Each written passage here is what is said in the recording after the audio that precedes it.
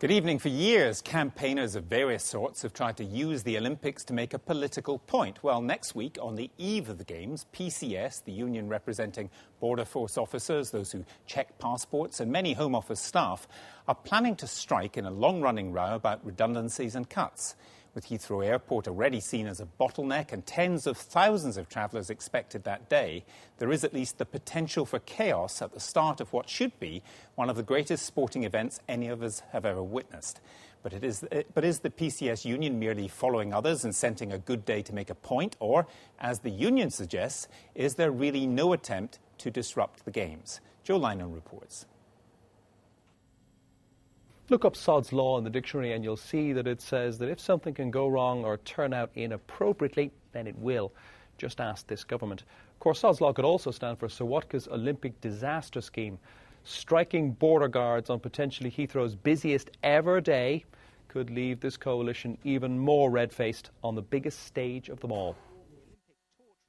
First it was the weather, torrential rain so unseasonal that it threatened to extinguish the Olympic flame. Then there were stories of athletes on 4-hour bus journeys from the airport, even using Games lanes.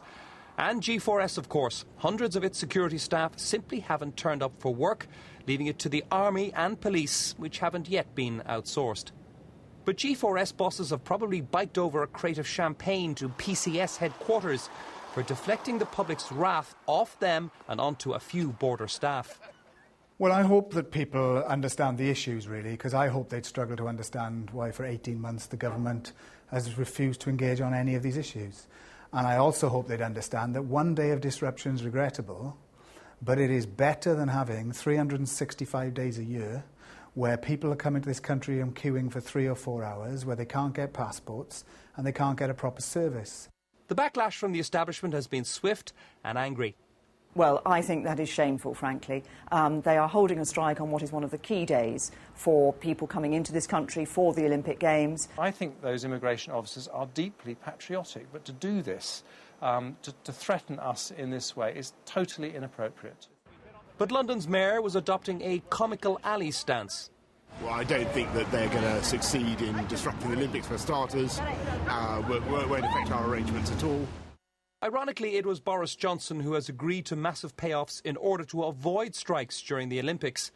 Tube drivers are getting an extra £850 on top of their usual overtime payments and robust salaries. London bus drivers have secured an extra £577 for their additional workload, while Heathrow Express drivers negotiated £700. Docklands light rail staff will be getting £900 extra, even though they don't have any train drivers. Not that everyone has been bought off, though. 450 ASLEF workers will still be going out on strike between August 6th and 8th in a dispute over pension contributions.